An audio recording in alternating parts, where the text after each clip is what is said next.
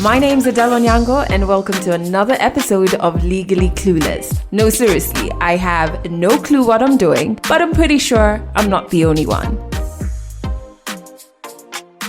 Hello and welcome to episode 89. Oh my god, 89 of Legally Clueless. Do you understand that we're 11 episodes away from 100 episodes? Also, I know this is way in advance, but the 100th episode will be out on February 8th and my birthday is February 5th. So of course I'm planning something. If we have to do it virtually, we will. I think it's monumental episode. 100 what? 100 what? Anyway, before we get ahead of ourselves, this is episode 89. I'm so happy that you're listening to this podcast. Do remember you can join us on our Instagram page. That's at Legally Clueless Podcast. If you want to chit chat about the podcast and you love to do that on Twitter, remember you can use the hashtag Legally Clueless. In fact, I feel like this week I've gotten such amazing tweets sent my way.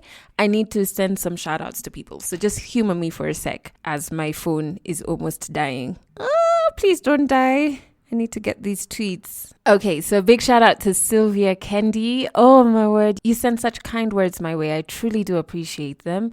I also got a tweet from Boaz Keter who said he was sinking into depression and then he found the podcast. So their mental wellness apps that I've shared that have helped him. Oh my word, I'm so happy for you, Boaz, and I hope you add on therapy onto them because the apps alone I don't think can do everything you need. So if you can and if you're able to access therapy, that would be fantastic. I also have to shout out Kwamboka Brooks. Thank you so much, my dear. And yes, the storyteller from 2 episodes ago, Kagwe, who is just like family to me, man. So he posted that Legally Clueless is legit one of the best podcasts on the continent. That is hectic. And this week I needed all the love I could get and good energy. So I really did appreciate the tweets that came my way. So if you want to head out on Twitter and talk about maybe a theme that was brought up in any of the episodes that resonated with you, just use the hashtag Legally Clueless. All right. Later on in this episode on 100 African Stories, there's a story that I feel like is so powerful and will resonate with so many people. Listen to this. My own parents fighting a lot. I lived in a violent home. This evening, my dad is looking for his book. He went out of the house. He came back with this wire, stripped me off my clothes and started beating me up. I was bleeding, I was sweating, and I'm screaming. He gets into the kitchen, comes back with a paraffin bottle and a matchbox. And then he smears some paraffin on my hand, lights the matchstick, and puts the flame on my hand. They took me to these people who pray for you, and it's quite dramatic. These guys are called Legio Maria here. Very dramatic prayers. Things were done on my body that were even more traumatizing. My dad, coming from a polygamous home and witnessing all that he did, just transferred the trauma down to us. That's actually a story by Onyango. So we share a surname and it's coming up on 100 African Stories. Very powerful, but I will get into that a little later in the episode. I really do hope you had a brilliant week. I hope that there was good energy around you. I've found myself sending, you know how you send like sweet messages to your friends? If you don't, please start doing that. And you wish certain things into their lives. And so you'll be like, oh, love and light. I used to say love and light a lot. Right now, yes, light is still there, but I really do send peace to people and clarity. I don't know whether it's age, but those 2 things, man, I really hope that your week was drenched in them. For me, just 3 things to catch up on. The first one being video content. I don't know if it was the last episode where I was kind of like doubting whether I was going to share a certain video I'd recorded and edited. The self-doubt is so real when it comes with video. When it comes to the podcast, I think you and I have done a really good job in making this space very safe, a space where we can be as vulnerable as possible. But then with video and then put it up on like my social media platforms, it's like, oh my God, yes, there are great people on the internet, but there are also some really messed up people as well who say the most nonsense of things. And so it's just like, I don't want any of that energy. I've really been enjoying this space. So that came with a bit of self-doubt, but I still ended up putting out the video. So far, I've recorded about 2 more videos. I just don't know if I'm going to put them up or not. I'm working through the self-doubt. I'm working through it. The second win is that this marks 5 weeks coffee-free. Oh my word.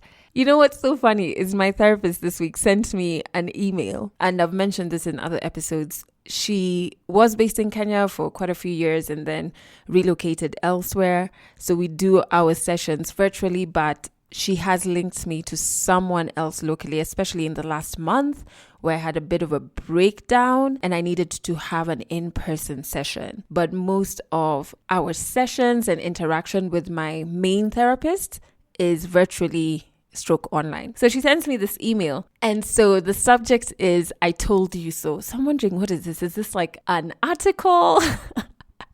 Or what is it? And I opened the email and in the body, she's written, refer to the subject of this email. And I just knew it was this coffee thing. But let me tell you, I have seen a notable drop in how many mornings I wake up with those pangs of anxiety. And you just feel a bit lighter. The first 3 days, as I said, are hell, but it's worth it. Like, just push through those first 3 days. If you have anxiety, coffee does not need to be anywhere in your diet. Like, not even milked coffee. You know, like how we say, oh, it's not black coffee, so it's not so strong, or it's not this, that, or the other. Even if you add milk, man, just take it out of your diet and you'll see the wonders that come with the peace. But this week I did have quite a few pangs of anxiety. One possibly linked to my period approaching, because also I'm so bloated. Like, I look slightly pregnant. Like, even my pants, let me tell you, even my pants that fit every other week of the month are like threatening to bust. If anybody else battles with bloating, please just let me know what you do. I've tried the whole drink more water thing. It doesn't work fast enough. What do we do? What do we do? Anyway, that's one thing, because like the week before my period, my anxiety flares up, so that I know and I track using my app. But another thing is, first, I'm recording this on Saturday night because tomorrow, Sunday, remember the book deal I signed earlier this year? And it's a book that I'm co-authoring with this wonderful Kenyan woman called Lanji, who's grown to be such a great friend. Well, we're having the private book preview for it tomorrow. Can you imagine it? Oh my God, I'm just so excited. I'm so giddy. I don't know how I'm going to sleep tonight. I really don't know how I'm going to sleep tonight, because I'm just like, oh, can tomorrow get here? But then also at the same time, I'm like, do I really want it to get here? It's such a personal thing that I've written in that book. And now all these people will know about it. Anyway, so I'm going through those emotions right now as I record that. But I'm super excited. So the private preview is very intimate. Both of us had only 8 people on our guest list. Mine obviously made up of mainly family and 2 close friends.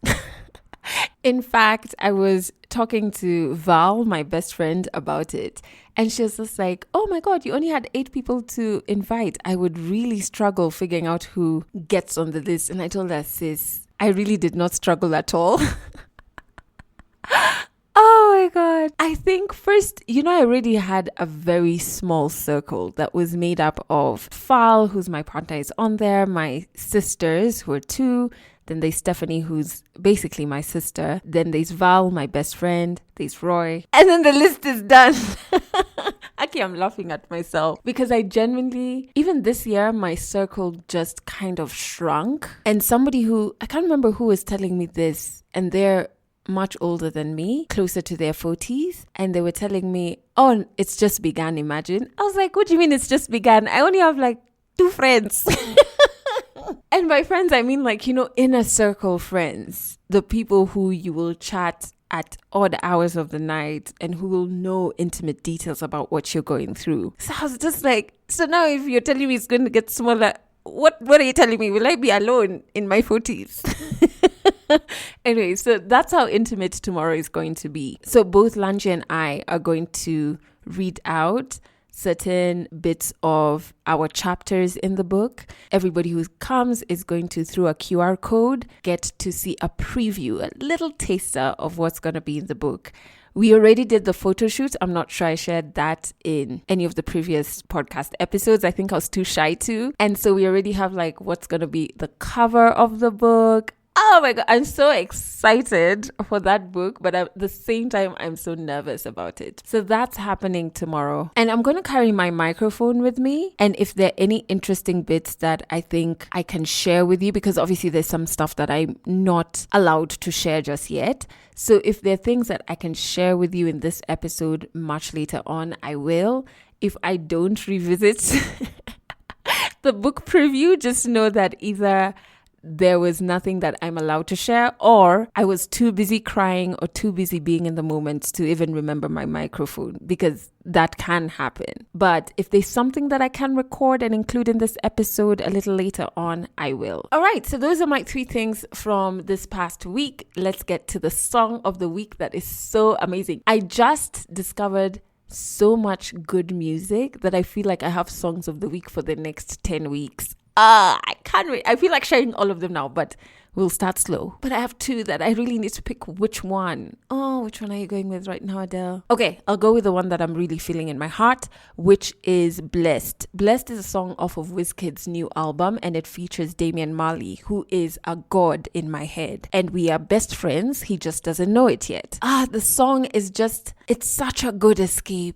It's such a good escape. I don't know what is going on in your life right now. I don't know what you're overthinking about, or is that's clouding your peace. Please just turn on that song. First, of course, Damian Marley. His lyrics are always very intentional. Secondly, there are these horns in the song that are just so like groovy. You know what I'm groovy, Adele?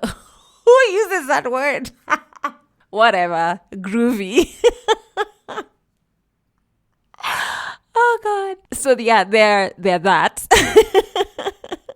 You listen and describe the horns how you want to describe them, but it's just such a beautiful song. So I'm going to put a link to the song in the description of this episode. Listen to it, and I hope you groove to it as much as I did. So let's jump into 100 African stories.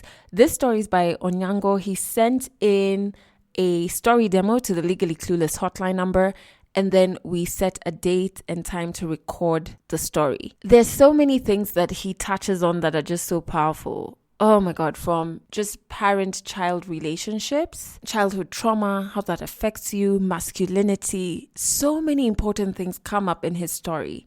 But I do have to say that he does reference suicidal episodes. And I know that could be triggering to some. So if that's triggering to you, you may want to hold off on this story. 100 African stories on Legally Clueless. Stories from Africa.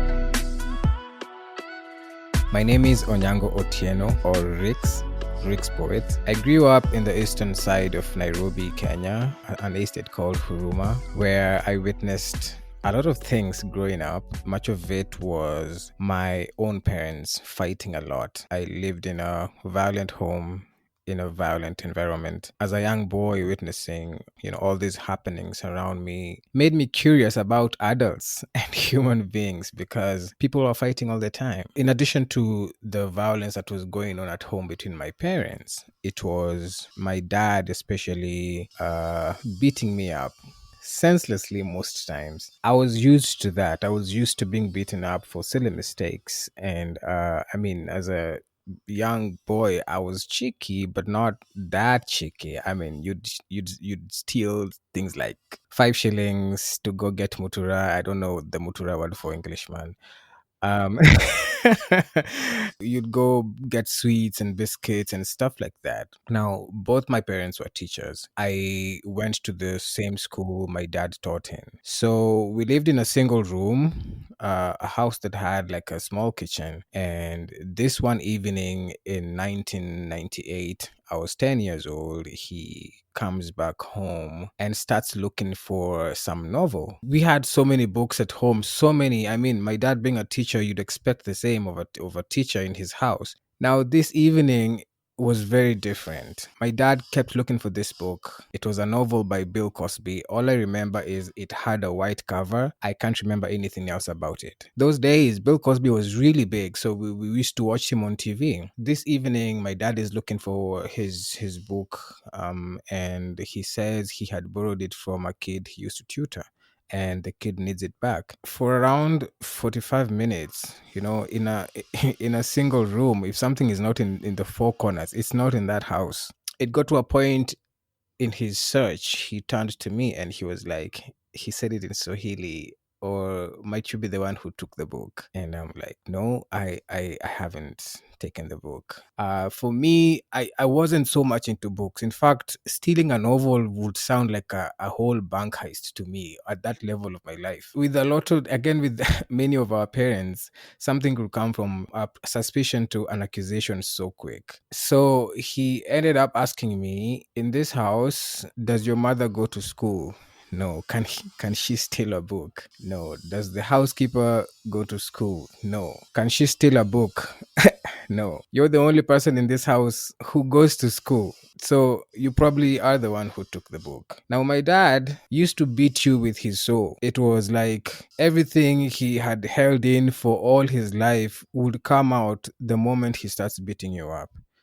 But this night was also quite different. So, because he was almost convinced I had taken the book and it belonged to someone else and he needed to return it, he decided to beat it out of me. So, I remember we had these telephone copper wires that like had copper wire inside and insulated with this thick black rubber that our mothers would hang their clothes with. So, he went out of the house. He came back with this wire and stripped me off my clothes and started beating me up. Get the book out. Where is the book? You're the only person in this house who goes to school. Get the book out. Where is the book? You have to say. You have to say. And I had a very small body within a matter of minutes because he was lashing my back like it was the end of time, man. And sometimes even telling that story, sometimes I just feel those lashes getting on my back. It was crazy. So this went on for around 20 minutes and they were like, it felt like 3 good hours. I was bleeding,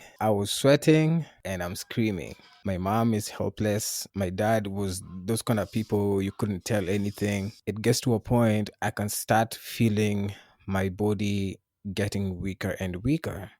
And I'm like, in my small child intelligence, I'm like, yo, today we have to lie that we did something we didn't really do, which is quite ironical because usually you lie that you haven't done something, yet you knew you did it. And I felt like maybe if I kept quiet, this guy was gonna kill me because I wasn't sure how far he was ready to go. So I had to admit to taking a book I hadn't. I can't remember where I said I took it. I remember my dad looking at me with his bloodshot eyes, so angry. And he said, I will do something to you that you'll never forget. So he gets out of the house as if he'd planned all this. It was like a script, man. He comes back with a sisal rope. Now I'm on the floor. I'm doing my last bits of crying, like, you know. He ties my hands. I'm naked. I'm bleeding. I'm sweating. I'm crying. He gets into the kitchen and comes back with a paraffin bottle, is like a 5 liter jerrycan and a matchbox. Now, I'm not sure what he's planning to do. Does he want to burn me up tonight? And then he smears some paraffin on my hand, like the top side of my palm, and lights the matchstick and puts the flame on my hand. for most parts, I can't quite remember how painful that was, because I think over the years, my brain really tried to shut off that moment just so that it could protect me. But what I remember so vividly was feeling like something broke inside me. Something I didn't have words for, just something just broke. And from that day, I've never been the same. I couldn't walk for 2 weeks. My mom tried to nurse me. Even when I went back to school, I couldn't know what I would tell my friends happened to me, And to imagine I have to live with lies just so that I could protect my abuser, who was my father, who people knew so much and respected. I just could never feel comfortable around him again. I looked at him with so much fear. I would get so much anxiety anytime he'd come home. I looked for so many ways to be away from home just so that I didn't have to be around his energy. And because he was a very controlling man, he wanted to know what you're doing, where you are, who you're with, and stuff like that. So I had to be extra cheeky to, find ways to just get my personal space, because we lived in a single room. Everybody is in there, and sometimes when you need personal space, you just can't get it. So for me, it was being out with my friends, which my dad really disliked. 5 years after this incident, I get into my first year of high school. He didn't like my primary school exam grades, which were fairly good actually, but he had just so many expectations over me that, being a teacher, he wanted his son to be in the papers as, among the top performers and stuff like that. But I got generally good marks. So I was taken to a school in the western side of Kenya. By then, it was called Nyanza province. Right now, it's a place called Migori County. It was very far away from home, but it was my mom's side of home. Like, my mom comes from those ends. The first thing I remember, already as a child in our home, I felt neglected because nobody would attend to my emotional needs because they were fighting all the time. So being taken away so far away from home also felt like it was one thing rejection and another thing further neglect. I didn't have the urge to read. I didn't have the urge to be around people. I withdrew so much. And this is when my depression kicked in, and I didn't even know it was depression until 15 years later. So here I am, I'm 15, I'm turning 16. I stopped going to class. I'm hanging out in the school bathrooms by my own because it was a huge school, so you would wander around without people really seeing you. I never bathed, I never showered. I remember actually the longest streak of living in school without showering was like 9 straight days, which was insane. I played a lot of football still, so I'd play football, come back in the evening, so me and myself, like, with my towel and stuff, get some perfume on, petroleum jelly, go to class. And that was my life. And then I got into trouble. I stole some, because I never used to wash my own clothes. So I would steal people's clothes, and my box wasn't lockable. Everything about me was just odd. So I was expelled from school, and I came back home 2004. I'm turning 16. My parents are still fighting. Now I'm spending more time at home. It's a crazy environment, and this is the time I start writing poetry because I had so much pain. I felt like if I didn't get something out, I was gonna die. And I start writing, and this is when, like, the my passion for journalism comes in, because I'm reading so many newspapers at home. I had all the time. In fact, I would sit down and just read obituaries because I had so much time. So I managed to go back to school, but this year 2004 was my hardest because this is the time I was also running away from home a lot. It was my way of communicating that I need help, and yet I didn't have the words to say that. I didn't even have the language to say that. My parents didn't have the emotional capacity to understand, even though I think my mother had an idea of my emotional suffering. So we stayed something like 30 kilometers away from Nairobi town, the city center, which is a place called Mlolongo. And I remember walking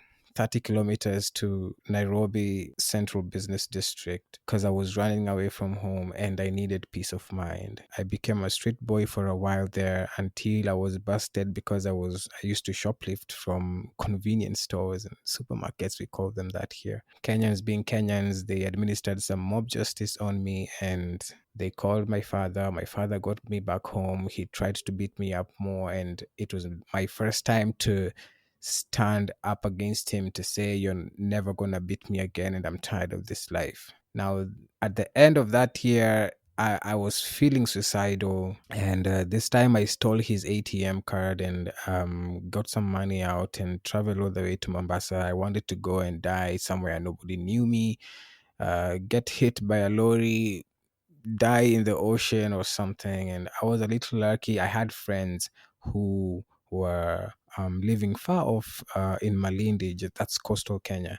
I remember when I got back home later, they took me to these people who pray for you and stuff like that. It's quite dramatic. These guys are called Legio Maria here, but they're very dramatic prayers. Things were done on my body that were even more traumatizing. I went back to school. I managed to finish my O level, and I went to Uganda to do my A level. I came back. I joined Daystar University. I really wanted to be a journalist now. I started studying communications, and in between that, I had to drop out because mom and dad were still fighting more, and they couldn't raise my school fees. So I had to look for other things to do with my life. That's when the poetry stepped up a little bit, because now I had to start doing something with my life, and I'd, show up in poetry gigs in Nairobi, and that's how people sort of started getting to know me. But when I got to 28 years old, I had another phase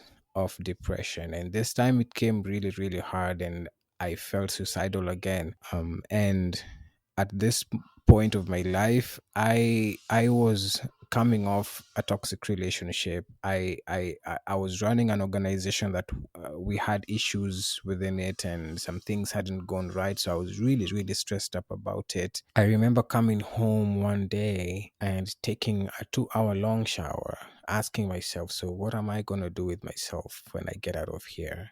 It was at the backdrop of losing two male friends of mine who had died by suicide. And so it felt like, man, wherever the guys are, they're not worried. They're not worried about rent. They're not worried about traffic. They're not worried about their next meal. So they're probably resting, and it's probably a good idea to join them. So I remember thinking, do I hang myself in the house? Do I throw myself down the balcony? Because I'm at the edge. I'm tired. I'm tired of living this life. And this feeling was very, very familiar, because it was the same thing I had when I was 16 years old.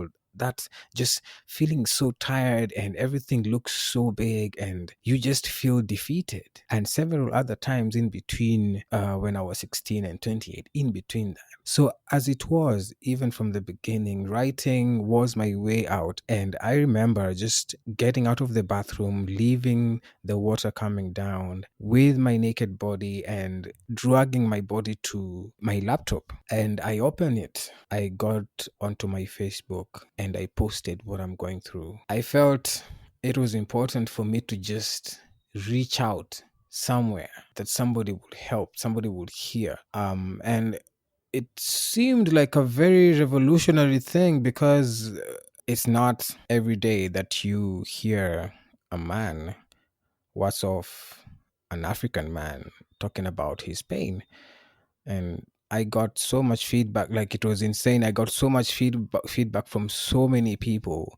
But what touched me most was my closest friends would come home and open the curtains for me. They would, and these are guy friends, like my guy, close circle guy friends, and they would cook for me, and they would make sure that I'm taking a shower. And one of them is a DJ, said they will come home and he will do these live mixes and just to cheer me up. And even though every time they left, especially during the night, I had to face my demons once more. I was curious this time to understand, why does this feeling keep coming back? What is it really about? More so, it was because so many people had written to me in my inbox that I had explained something they were going through and they didn't have the language to express it. Now, that I was like, how come so many of us are going through this but nobody's talking about it? So I got online and I just remember typing in feeling suicidal, and that's when all these terminologies around mental health and anxiety, I didn't even know there's such a thing called anxiety, post-traumatic stress came, and stuff like that. So the more I read, the more I saw myself in these words. I was like, yeah, I actually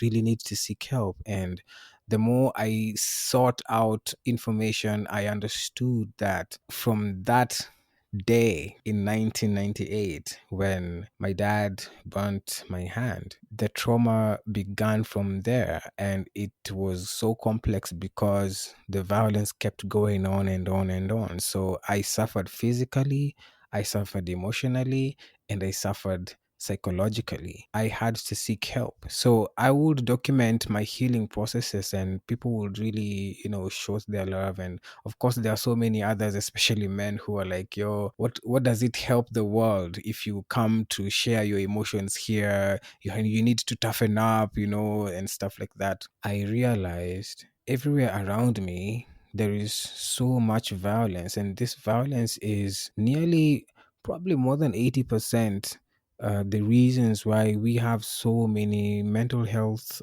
cases in my country. And what bothered me mostly also is when I went out to look for stories, I couldn't find African stories. I only found white people's stories around mental health. And I said, oh, this is such a huge, gap here. There's a hole here that needs to be filled with stories. So I said, okay, I'm going to start with me to sort of help people normalize conversations around mental health, and especially around masculinity as well. The challenges were real because I was facing a whole system that encourages you to keep quiet from the moment you were a boy.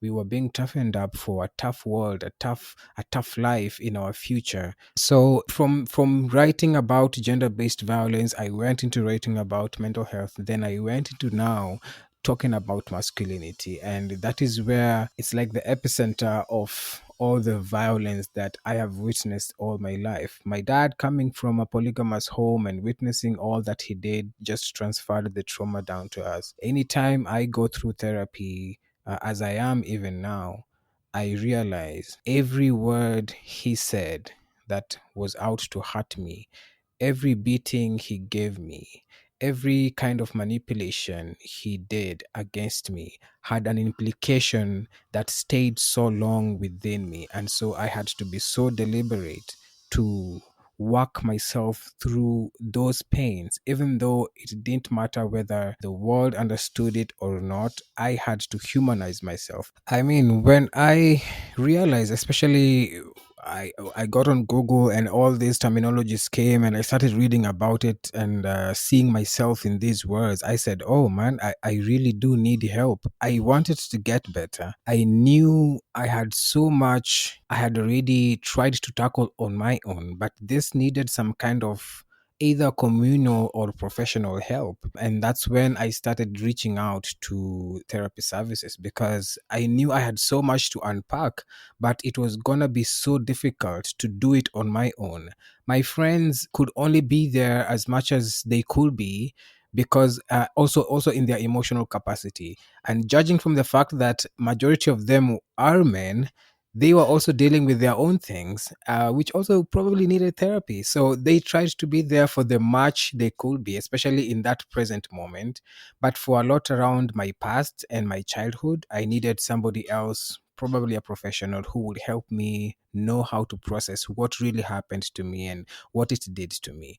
It has not been easy. It's in fact one of the more like hardest things I've had to do with my life, because anytime you go through the sessions, you have to relive those moments. And sometimes, anytime, let's say I would get into a relationship, those things will come out again. So again, and then I put my walls up. I stopped communicating. I go to my shell, and it's hard to relate to me again. So I would say probably it's something I did to save my life. That's the best way I would put it. Because if I didn't get out to seek help, I'm not sure I'd be here today. I'm not sure I'd be here today, because some of those things are heavy. Um my dad my dad is not an easy man. My dad is not an easy man. I remember in 2015 they had another really really nasty fight, and I took it upon myself to call them for a meeting, which was like a suicidal thing. You don't call African parents for a meeting. Who are you? And I sat with my mom separately, my dad separately. My mom and I, we talk. We pretty much talk. But my dad, because he views himself as, the chief don, and he is the law, and you can't tell him anything about anything around how to run his family, how to do his life and stuff. He said something that struck me. He said, I quote, "I don't come to you with my problems because you'll think I'm weak." That one statement, I think, changed my life, because I didn't get angry. I just asked myself, how much pain must this man be in for him to think me, his son, he can't come to me to tell me his problems because I'll think he's weak.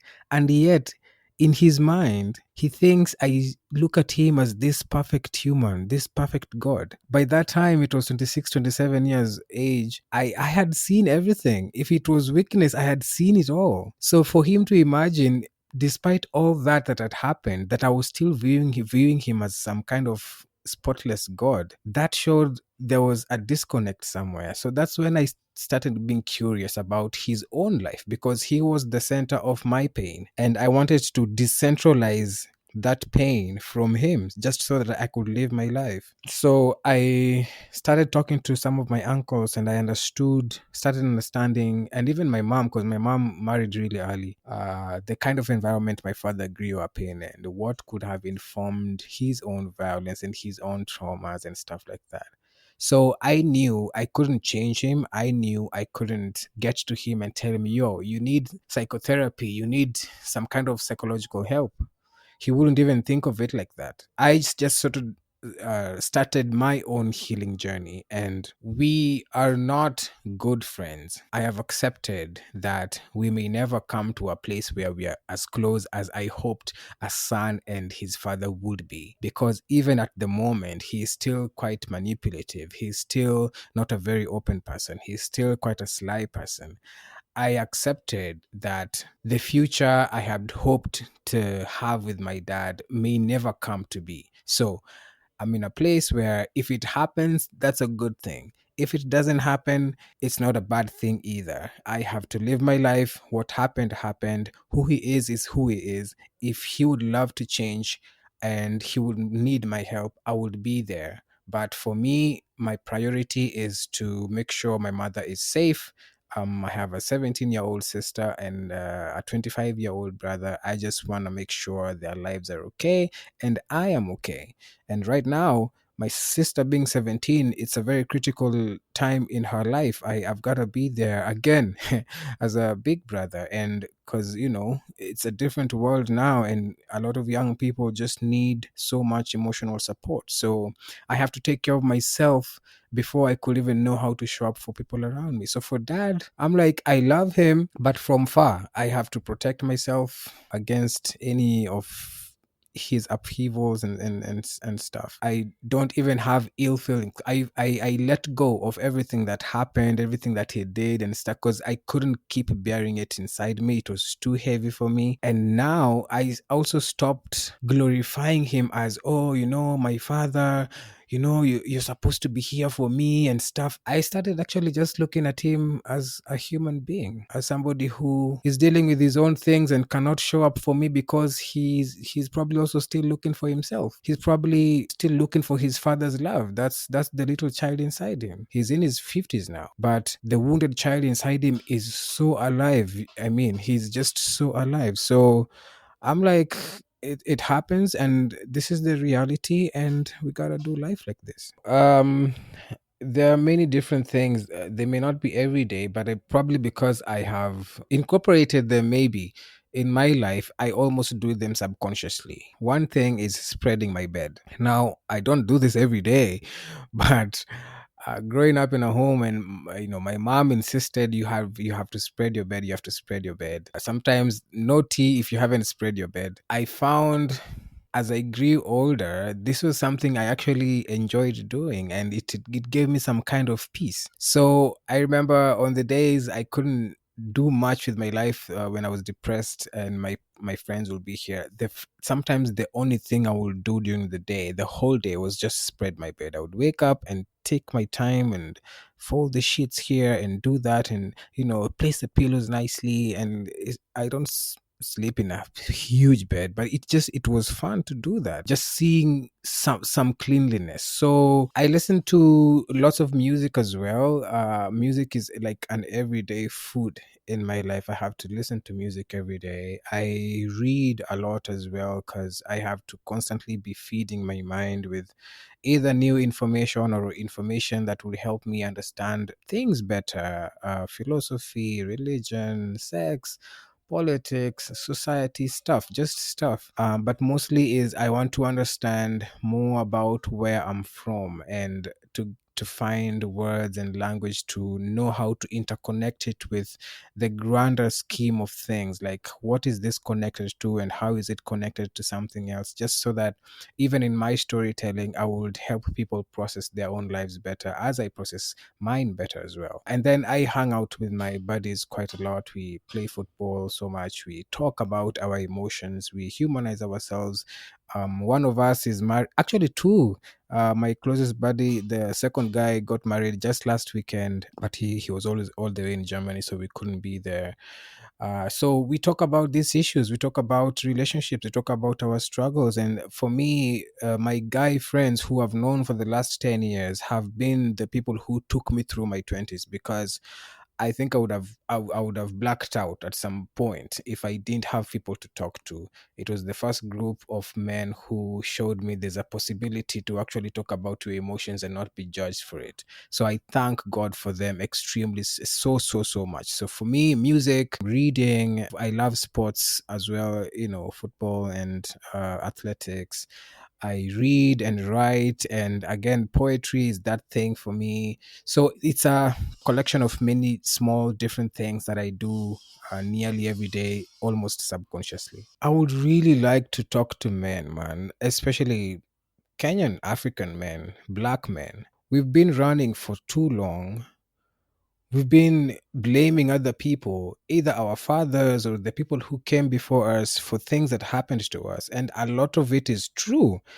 We are hurt, we're in pain, and it's okay, but we can't keep living in that bottomless pit for so long anymore. We have to get to a point where now we have to talk to each other as guys. We can't keep relying on women to do the emotional labor for us, because already the world is too difficult a place for women. We have to get to a place now where we are saying, we are not running anymore. It is difficult. It has worked for me. In the beginning, it seemed like something impossible, but the more you get at it, the more you talk, the more you open up, the lighter you become, the easier you feel it's actually okay to talk about what you're going through. We didn't grow up with healthy male figures to look up to and say, yo, okay, this is actually good, and I respect that. And because of the violence that was already militarized upon us when we were boys, we grew up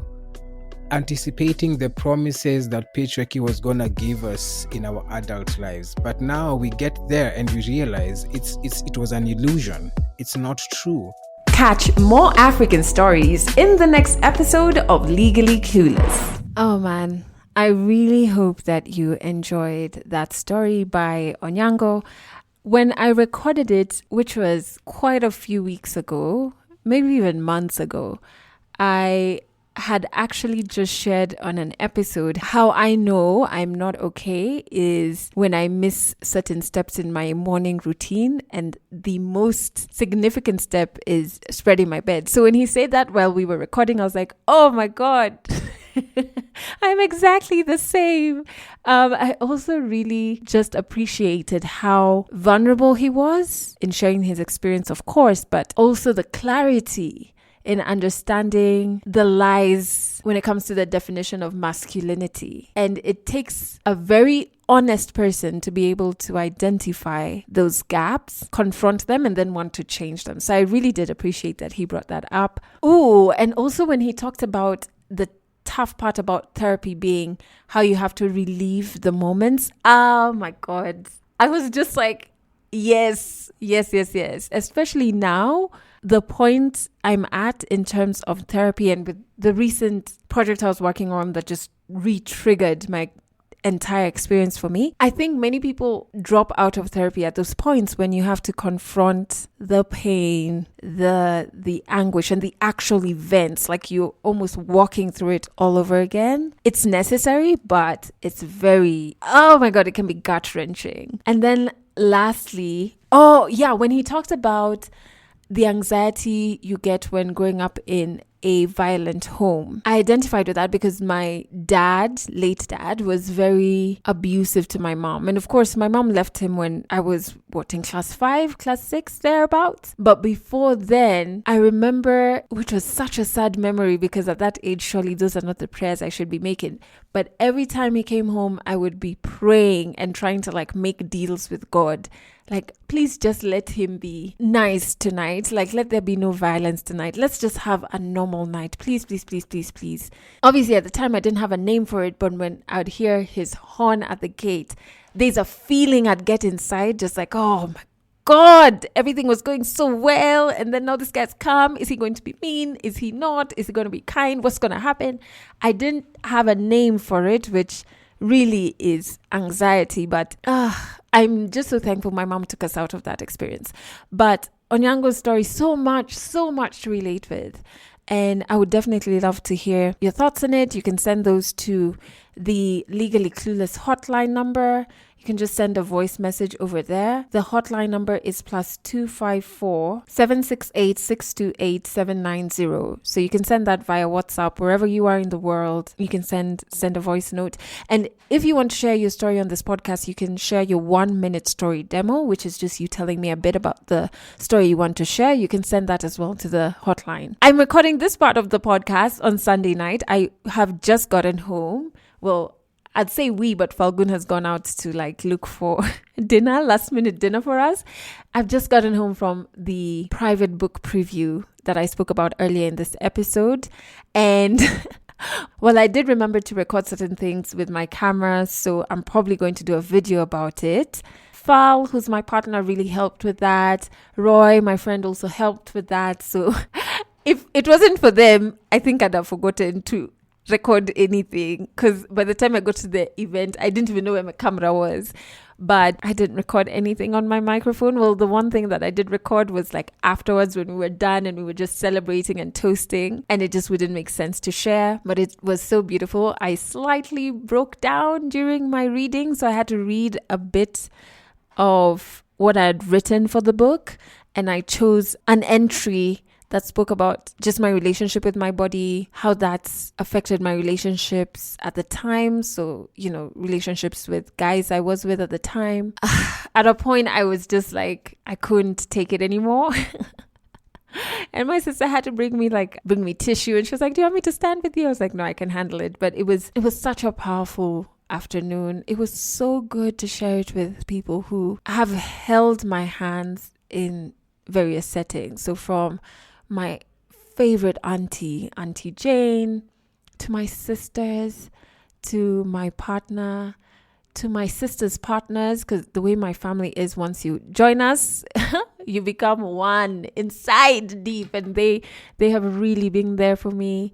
To my friends, I mean, I had Val, my best friend who's been on this podcast, Roy, and just having people who have seen me at my weakest in terms of dealing with this, well, not dealing, healing with this situation, and for them to see how it's culminated, is that the word? Yeah, culminated to this moment. It was just so powerful to share it with them. I really can't wait for you to read the book. We put our heart, soul, and sweat into it, and I think we have something that's very impactful. So the book will be launched early next year. Bit of a delay because of COVID. And you can be sure that I will share all the details here so that you can grab a copy, or if the launch is not virtual, you can come for the launch. I'm just so proud. So I'm actually recording this still like all dressed up, face full of makeup. I still even have my hat on. In terms of how it went down, I will work very hard to edit the video and have that out at some points this week. So you'll probably be seeing that on my social media handles, which is just Adele Onyango. Anyway, I'm going to end things with a message that I got on the hotline number that was sending such good energy my way. But even away from that, I think what touches me the most is when I come across messages of you relating with something on the podcast. That does it for me, because I want this to be a space where you feel less alone. Hello, Adele. I'm Jackie. I love listening to your podcast so much. The one thing that I appreciate more than anything is how openly you talk about your mental wellness, the anxiety, even the mindfulness. I am a big fan of mindfulness because I have an overthinking mind, but I've learned to take deep breaths and try to get myself to the present moment. I especially loved when you shared the episode on your job and resigning and everything, and I feel you because I resigned from a job last year and I dealt with a lot of anxiety, like every single day. Anxiety used to take over me. Every time I woke up in the morning, I was like, oh my god, I have to fucking go back to that place again. And the sexism in that place was just on another level. The sexual harassment, my god. I used to have panic attacks in the bathroom every day. Thank you for the courage to share your story. Thank you for the courage of the people that share their stories. They encourage me so much, even as I'm transitioning to something else, as I'm trying to look at where my passion aligns. And I am so thankful for you, for your podcast. You're so strong. You're such a good storyteller. Oh my god, your laugh is everything. Thank you for this space. Thank you for sharing, and continue sharing. Make us, feel not alone. That's it for this episode of Legally Clueless. You can share this podcast with your friends. You can keep it for yourself. I'm not judging. Just make sure you're here next week for the next episode.